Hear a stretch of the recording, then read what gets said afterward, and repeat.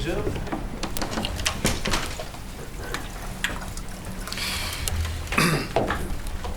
Mr. Nelson,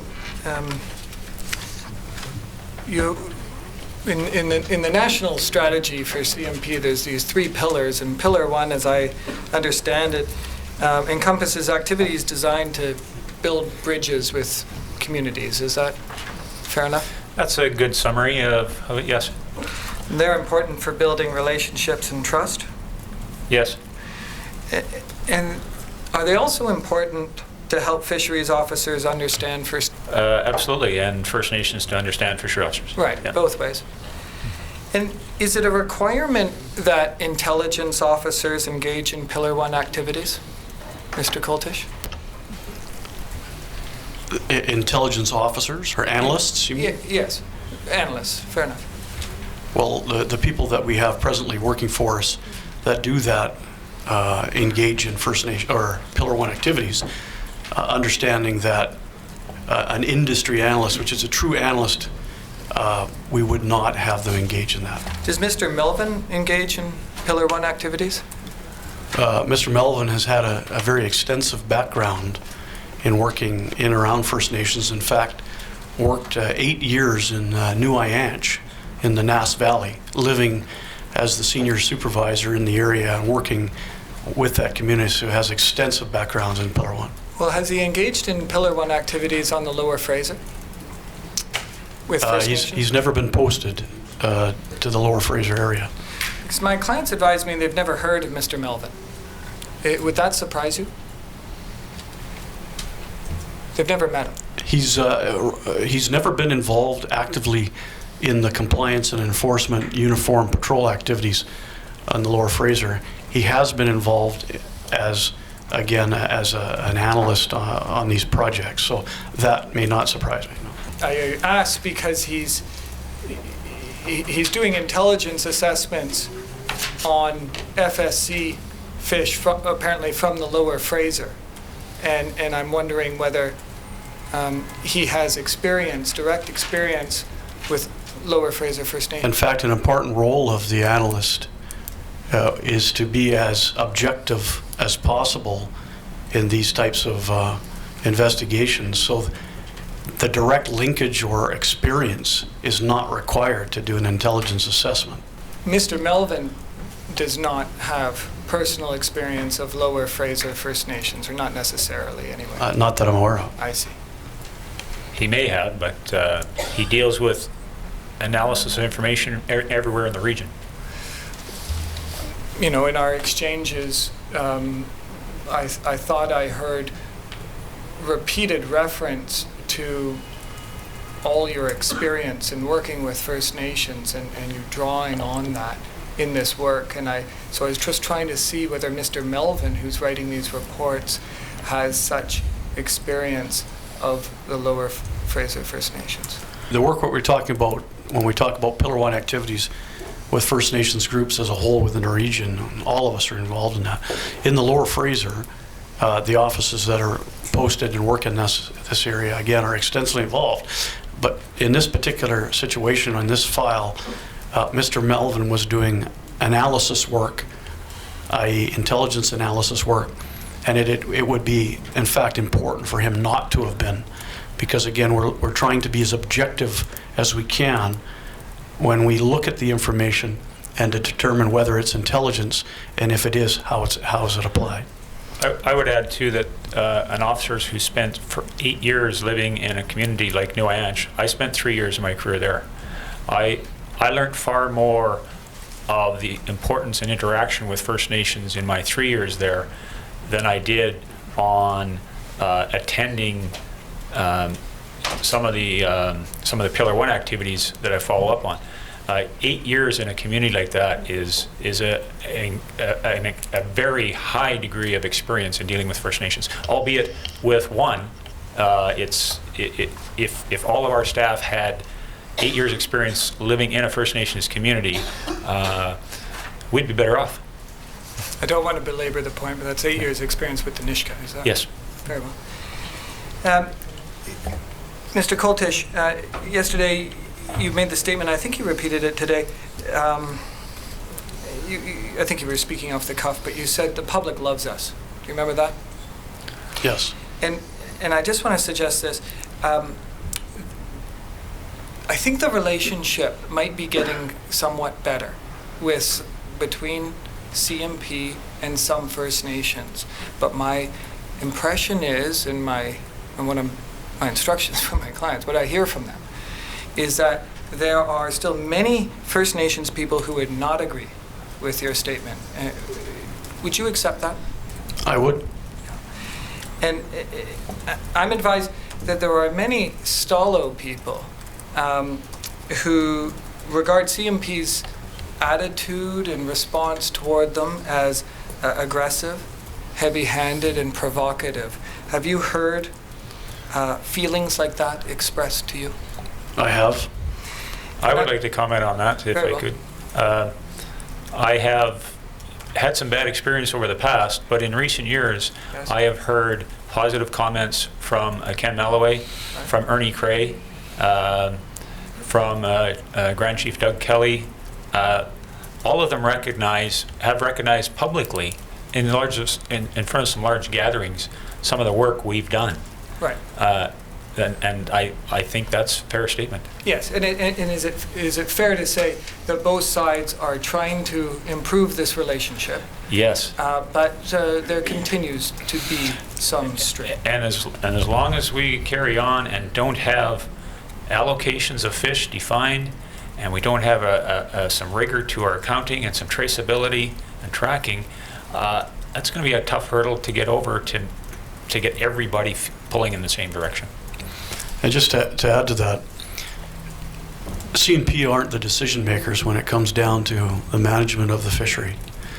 And I would strongly suggest to you that much of the anxiety and aggression and or feelings toward the organization that we end up facing on the ground, in the field, on the water, is as a result of decisions that are well and above our handling.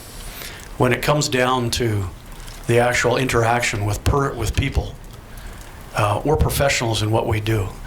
We also deal with some very, very trying times. Both Randy and I have both been in very aggressive situations where somebody could have quite easily been injured or lost their lives over decisions on fishing and other activities that weren't ours to make, but we are the compliance and enforcement arm of the organization. That's not to say that we disagree with them, but at the end of the day, when the fishery has to be closed, we're the ones responsible to be out there to try to do that. And we employ every tool in our tool belt that we can, including dialogue, Pillar 1, everything that we can to try to offset that. However, at the end of the day, sometimes the feelings of aggression and anxiety and distrust are there. I would like to add a comment with some of the groups you represent. I've had, about 4 years ago, I believe, held a healing circle with some people from those communities to try and deal with some of those deep-rooted feelings both of us had. And that was a very moving experience for me. And it was good to sort of let them know what I felt like, and they let me know what they felt like, and we don't ever want to go there again, to where we had those confrontations. But nonetheless, progress has been made, but I think it's fair to say we're not all the way there yet. Is that right? There's always lots of good work to do. Very well. I'm advised that the Stalo have begun to request the presence of the RCMP on a fairly regular basis because they don't feel safe with fisheries officers, and they want the RCMP there to keep the peace. Are you aware of anything like that? What I am aware of is our officers working closely with some of the First Nations RCMP officers in communities, and I haven't been told that, maybe in specific incident, like an incident on May 13th, 2003, was a nasty day. I think it's more recent than that, and I think it's more regular than that. That's what I'm asking anyway. I've not heard of that. I haven't heard of anything like that, that they want RCMP there because they don't trust that fishery officers will do what? They don't feel safe. Well, Wow. I sit on up until just recently, and occasionally do, I sit on a group that of RCMP and other officers in an Aboriginal community type process Sorry, please continue. that we talk about relationships and issues and intelligence that's brought in and so on. And RCMP staff from various parts of the province, in fact, virtually the entire province, including the Fraser River, attend. And I've yet to hear that presently, or in even in the recent past, that RCMP are being requested to attend when DFO that did occur just shortly after the event that occurred on the Fraser River involving a very serious incident Randy alluded to in May of 2003, but not recent times at all. We haven't had since line reporting, coincidentally, in 5 years, what I would class as a serious confrontation with any user group. Prior to that, they would happen quite regularly. And I would just like to point out, if there is somebody that truly does feel unsafe about a fishery officer, it has not been brought to my attention, and I would invite it so that we can address it. Very well. I have one more question, and then I wish to yield the podium. And Mr. Coltish, you spoke this morning about the Stalo Aboriginal Fishery Guardian Program, and yesterday Mr. Nelson recommended the restoration of the Aboriginal Fishery Guardian Program. And my simple question is, do you support that recommendation, Mr. Coltish? Absolutely. Absolutely. Thank you. Those are my questions. Mr. Commissioner, want to raise a point and apply for a document to be put back in and reviewed for a moment.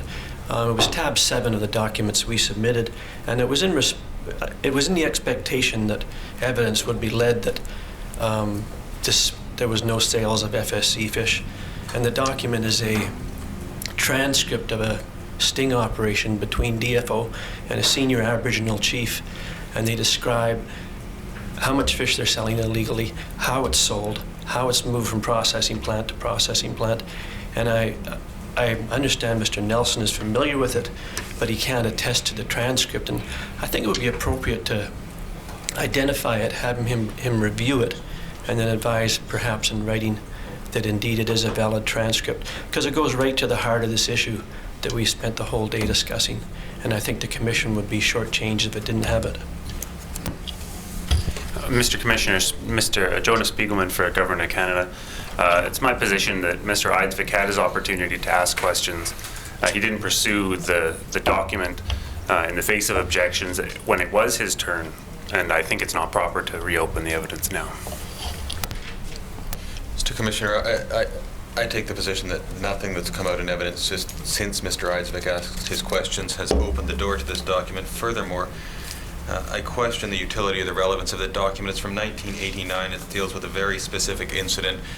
We have no information about the source of the document. If it came from a criminal prosecution or criminal disclosure, it may well have been provided to Mr. Eidsvik in breach of an implied undertaking. There are a number of issues surrounding this, and in my submission, it would not assist you in any way in fulfilling your mandate. Sorry, Mr. Eidsvik. Did you have anything else you want to add? I think I've said my piece. I'm going to not accede to your request, Mr. Eidsvik. Thank you very much. Mr. Commissioner, it's Sarah Sharp for the Western Central Coast Salish First Nations, participant group 15. Commission Council have indicated they need 15 minutes for re-examination, so I will be about 20. Now, sorry. Sorry, I will be 10 minutes. Okay, I did the math a little too early, I guess.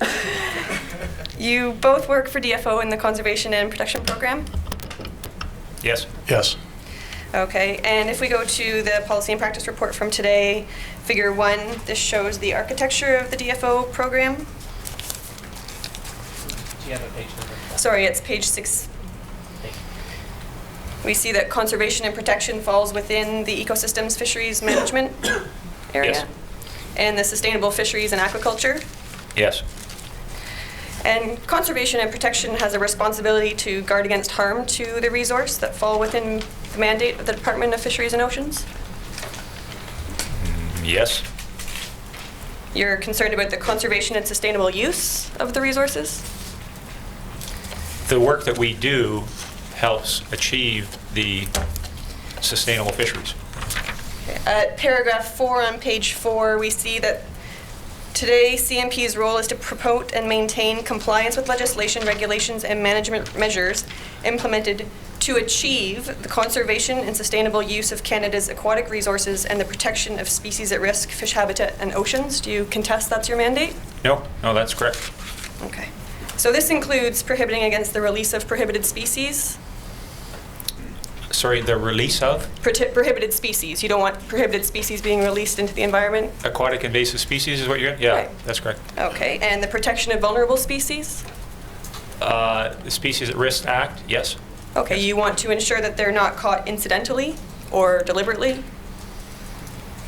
The resource managers will provide us what they want in a way of fishing plan, and if the goal is to not allow the catch of a prohibited or protected species, we enforce the decisions they make to manage that. Okay, and to protect the habitat against the release of hazardous and deleterious substances, that falls within your jurisdiction? Yes, where it's silt, if it's chemicals or others, it's Environment Canada. Okay, and all of these things help to conserve and protect the fisheries? Yes. In terms of catch, your concerns for conservation and protection is concerned about the numbers of fish that are caught? Yes. The concerns about the catch is to ensure it's accurate, because the management decisions are based on what is total allowable catch. If those catch numbers are inaccurate, then it throws the model off and could be over harvest. So patrols are important, Yes. aerial and on the water? Yes. You've indicated you need more resources for these? Yes. Okay. And knowing and protecting against the harm of fish is also important? Sorry, knowing and Protecting against the potential harm, so knowing it's occurring and protecting against the occurrence? yes.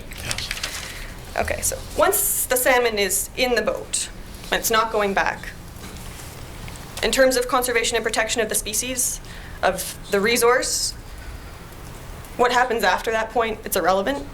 Well, if it's still alive, I mean, it could be released. That's Okay, one of those clauses that putting Maureen would- aside catch and release. Sorry? Putting aside catch and release, so it's Okay. in the boat and it's dead. In the boat, once a dead fish is no longer contributing to future stocks of the resource. Okay, so whether it's sold However, or eaten, there may be a public safety issue with regards to how that product is handled. okay, and is that your jurisdiction or that's Health Canada? It is, but because of the nature of the type of work we do and the fact that we encounter this and work with the province, it's something that we're involved in as well. Could we please go to figure 4 of the PPR on page 17? I'm just interested in the representations that we've had from this department today as far as what is of concern. I understand, Mr. Nelson, that you're the director of this program, and we see you at the top of the chart. Second at the top. Second. Yes. Yes. And Mr. Coltish, you are one of the 8 different activities that are listed here? Yes, programs within the CNP structure, Okay, I see that you have 15 officers and 2 analysts. currently. Okay, does the program planning and analysis activity have any analysts? They have one position, but it has not been filled yet. Okay, so looking at the distribution of resources here in this table, it seems like there's quite a large emphasis on the intelligence services. This is just the structure at regional headquarters. There are also 5 other area chiefs that have all the field officers report to them. Which we have in the Yeah. previous figure, Okay. figure 3. So it's, looking at this just alone, there should be other lines if you want the whole structure of how we're set up. Okay. And the 15 officers in here report to Mr. Coltish. Okay, and if we go to Exhibit 866, this package of questions and answers that you submitted, question 4 has a summary of the hours spent on activity types by area. Yes? And I also want to, in looking at this chart, I'd like you to speak to your 3 pillars within your program. Can you please tell me which of these activities relate to the 3 pillars? Well, there could be time that, because we don't record the information by pillar, it's recorded by activity, there could be Pillar 1 activities embedded in many of these places. Public relations, of course, that's one line. Patrol activity, there could be some Pillar 1 stuff that you're doing on your patrol. What else is there? Meetings. Meetings could be some Pillar 1 activities. Not likely investigations, but general office. Yeah, I guess those are the main ones. Okay, and I see that investigations is second after other for where your hours are spent. Sorry, where? So where are you at? In the grand total, sorry, it's a cumulative total for the Oh, past on the 10 far right? years, Okay. the far right here. Are you looking at the Lower Fraser Interior? Let's just look at the BC Interior first. Okay. So if we look there, I see that the 99,140.75 hours spent on other, and then next Yep. in line we have the investigations. Sorry, I'm missing. Investigations is several lines up. Yeah, Yes, but in 79, terms of 88. quantity. Oh, Number I of see what you're saying. hours. Yes, yes. Okay. Yeah. And then if we look at, well, we won't go through all of them, but I'm trying to get a sense here. Is a large proportion of your energy spent on these investigations? If you're asking about Pillar 1, I believe the... I'm not asking Oh, about okay. Pillar 1, I'm asking Okay. about Pillar 3. Well, you did initially, though, and 1, 2, and 3. I was trying to get a sense of how they're broken. yeah, 5 to 10 roughly % overall as a region is Pillar 1 activities, is what we try and maintain.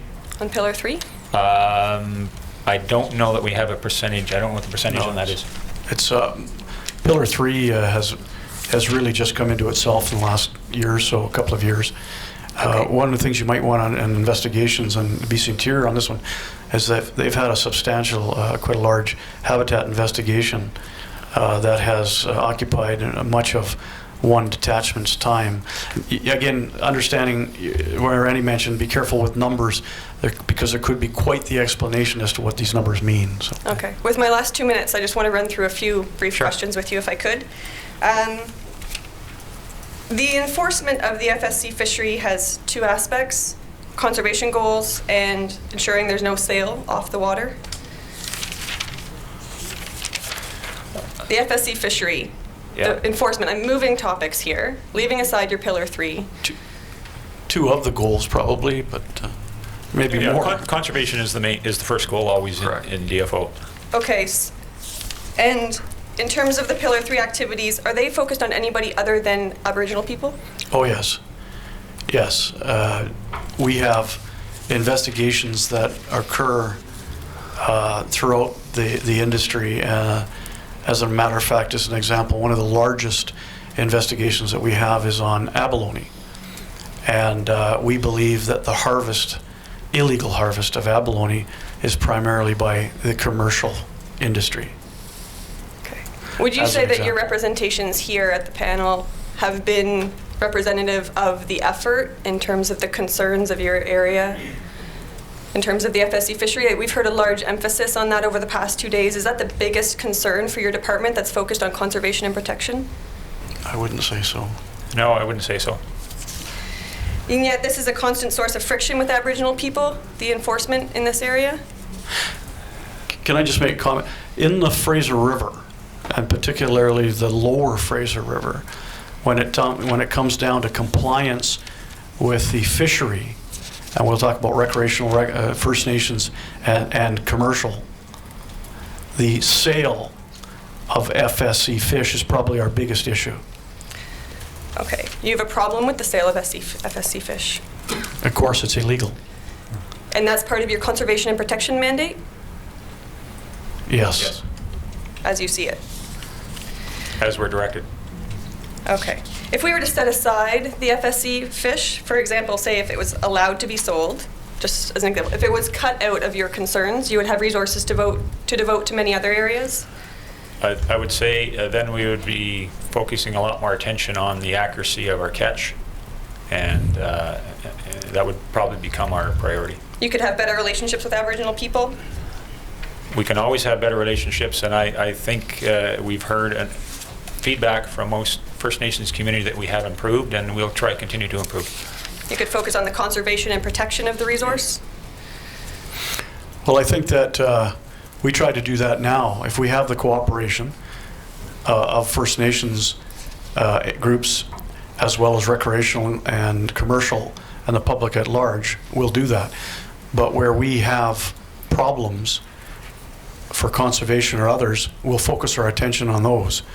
And that includes the Aboriginal fishery. Okay, but I'd like to point out too that we mentioned, I think there was 92 or 97 bands on the Fraser River. I'd say our relationship is very good, except with a handful. okay. And the kinds of evidence that's come out over the past 2 days, you don't think that feeds the culture of suspicion around this area? In both directions? Both directions, yes. You would say that it feeds that culture of suspicion? Well, I'm not sure the question. yeah, I'm not sure what you mean by... The relationships of distrust, It certainly puts stress on the sophisticated relationships. criminal operations, these things, they don't feed the suspicions?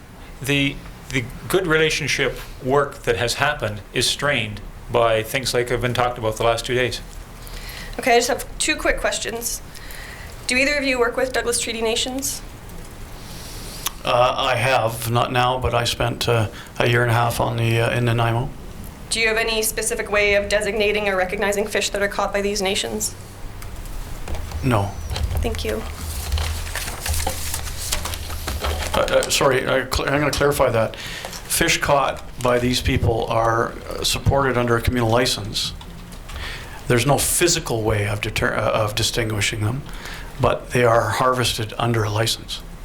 Thank you. Mr. Commissioner, yesterday at the conclusion or near the conclusion of the Commission Council's examination of these witnesses, you asked a question and requested perhaps I'll just grab my transcript. It's on page 49 of the transcript for your reference. But you were interested to see a document that set out the detailed breakdown of the budget requirements for some of the extra responsibilities that CNP is facing. Mr. Nelson caused such a document to be prepared, and it was reviewed to make sure that it answered your question. I understand Mr. Lunn has it up on the screen now, and to be responsive to your request, I would ask that it be marked as an exhibit. So 883. That's all. Thank you. Mr. Nelson, just following up on a couple of questions you were just asked by Ms. Sharp about your enforcement mandate on the Fraser River and other places. Just to clarify, your mandate is to ensure compliance with legislation as drafted by others, correct? Yes. Now, if we could have up, please, Exhibit 869.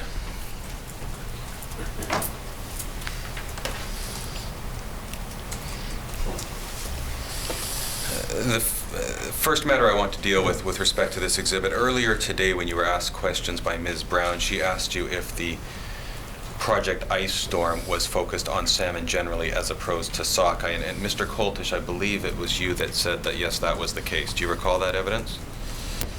Yes. With respect to the 1.9 million number that is quoted in Project Ice Storm and the memorandum to the minister, I'm wondering if looking at this document, and particularly the title of the document and the heading of the columns, assists you in answering whether that number relates to sockeye or to salmon generally. Sockeye salmon. Thank you.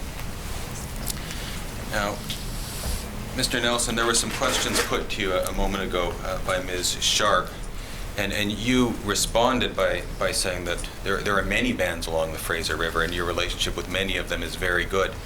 And both of you at times during your evidence have been made the point of trying to distinguish the actions of individuals from the actions of First Nations peoples generally. The Project Ice Storm, we've spent some time discussing, and it's come up a number of times in the examination by my various friends here. And it's often, many of the questions put earlier today and in part yesterday use the term First Nations when they're asking the questions. And I just want to take you back to this chart for a moment.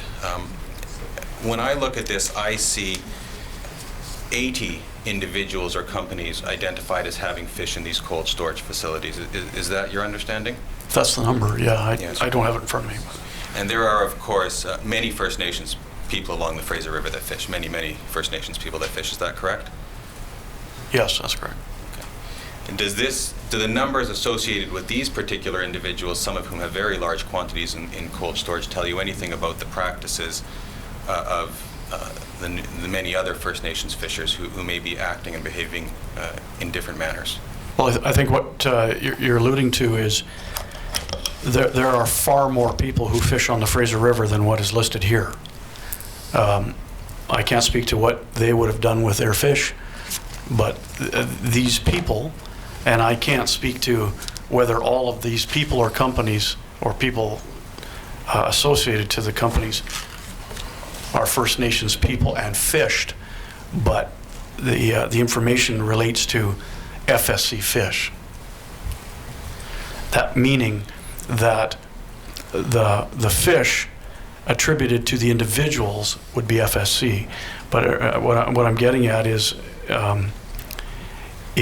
that obviously I would suspect that there are far more fishers that fished versus how many of them have put their fish in cold storage. And treated them in the manner that these fish were treated. That's correct. Mr. Nelson, see, maybe just before we leave that, Mr. Coltish, there are many First Nations, let me just ask you the question directly. There are many First Nations, in your experience, First Nations who fish on the river and comply with the legislation. By far the majority of people do, yeah. Thank you. Mr. Nelson, you were asked a question by the Commissioner yesterday about your ability to, or the prospect of sharing analysis capacity with other investigative bodies. Do you recall those questions? Yes. Specifically, I recall him asking you about the possibility of sharing analysts and sharing investigative or analysis capacity with other organizations, and you spoke of some particular ones. Do you recall that?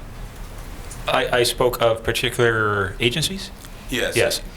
As a potential, I think I said other resource agencies, Environment Canada, Canadian Wildlife Service, perhaps Provincial Conservation Officer Service. Yes. Is there anything about the status of fishery officers or conservation and protection, the status of that organization or the designation of your officers or that body that impacts on the ability of you to share or receive information from other investigative bodies? Yeah, the investigative body status would facilitate and make that easier to do. Would the investigative body status increase the probability of an arrangement like that being workable? Yes. Could you explain to the Commissioner why that is, please? Well, maybe it was in the habitat evidence. It seems I've answered this question before, but yes. No, I recall the evidence you gave in the Yes. habitat. I was actually trying to tie it specifically, Mr. Commissioner, to the ability to share analysts and share information. But yeah, I think that because other agencies, and not just resource agencies, but police agencies, sharing their intelligence with us, our lack of having investigative body status prevents that interchange from happening as it is now, or some of it, and makes it more difficult. It would ease the sharing of more information between agencies, as would the implementation of special provincial constable status. Those together would really make it a little easier for us to approach and float this concept by. That's probably the best way to. thank you, Mr. Nelson, and thank you, Mr. Coltish, both for the time you've given the Commission. Mr. Commissioner, that concludes the evidence for today. I believe we're adjourning until 10 a.m. on May 30th. Yes, thank you, Mr. McGowan and Ms. Chan, for leading the evidence, and to other counsel who led evidence or asked questions. and particularly to Mr. Nelson, who's been here twice, I think. Mr. Coltish, thank you for being here and answering the questions of council, and we're now adjourned. Thank you very much. Now adjourned until Monday, May the 30th at 10 a.m.